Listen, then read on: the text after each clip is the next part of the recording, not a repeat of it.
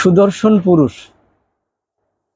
আসলে এটা যখন ট্রেন্ডিং এ আসে তখন কিছু মানুষ বা সমাজ, পুরুষ সমাজ আসলে কত শতবার যে আয়নায় তাদের চেহারা দেখেছে, এরা আহ, মনে হয় যে, আমার মনে হয় এটা অতুলনীয়। কারণ এমন একটা মানুষকে সুদর্শন পুরুষের অ্যাওয়ার্ড দেওয়া হয়েছে, আসলে সেটাকে হাস্যকর ছাড়া বা হাস্যরস ছাড়া আর কিছুই না।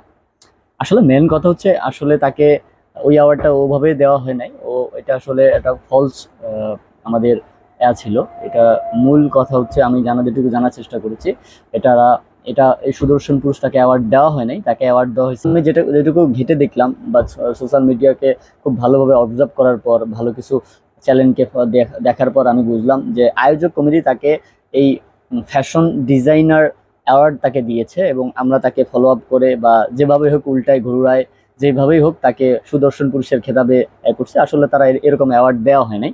আহ, এখানে এটা হতে পারে। আর আরেকটা যদি হয় যে, আয়োজক কমিটি বর্তমান যে সিচুয়েশন ফেস করতেছে বা মানুষের ট্রোলের শিকার হচ্ছে, এটা যদি এরকম না হয় যে আসলে তারা এটাকে কোন রকম উল্টায় কথাটা বললো, এখন বলতেছে হয়তো বা সুদর্শন পুরুষের অ্যাওয়ার্ডে দিছে, কিন্তু বলতেছে যেহেতু এটা ট্রেন্ডিং বিষয় আসছে বা মানুষের ফলো আপে পড়ছে, মানুষের এটা কি বলে, হাস্যরসে পড়ছে।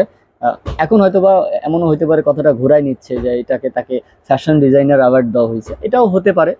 আপাতত পুরস্কার তো বাতিল বাতিল, সেটা তো বড়, এটা তো একটা আছে। আসলে তারা তারা এরকম কোনো অ্যাওয়ার্ডে তাকে দেওয়া হয়নি আর কি।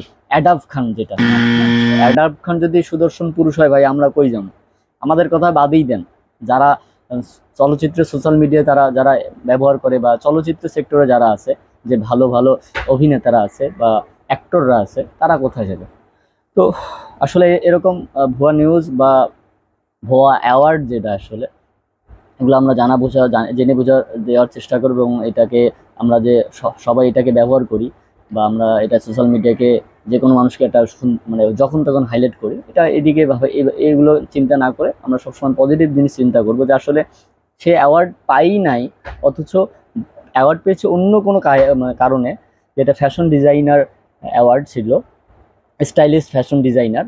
সে ভিন্ন অ্যাওয়ার্ড পেয়েছে, তাকে আমরা ঘুরে কোন অ্যাওয়ার্ডে নিয়ে গেছিলাম, এই আর কি। তো যাকে আমরা বা যে নিউজগুলোকে আমরা প্রচার করবো, এটাকে অথেন্টিক কিনা বা অথেন্টিক সোর্স কিভাবে জানতে হয়, এগুলো বিষয়ে জানার চেষ্টা করব, তারপর একটা মানুষকে কমেন্ট বা জাজমেন্টে রাখার চেষ্টা করব।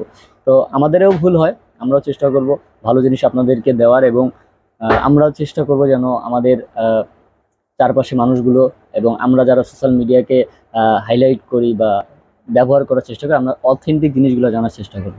তো আজ এই পর্যন্তই। ভালো থাকবেন, সুস্থ থাকবেন। ইজি টু পাওয়ারফুলের পক্ষ থেকে পজিটিভ থিঙ্কিং নিয়ে কথা হবে, পজিটিভ ভাইব নিয়ে কথা হবে, জীবন সম্পর্কে সবকিছু বিষয় নিয়ে কথা হবে এখানে। আমি শরীফুল ইসলাম।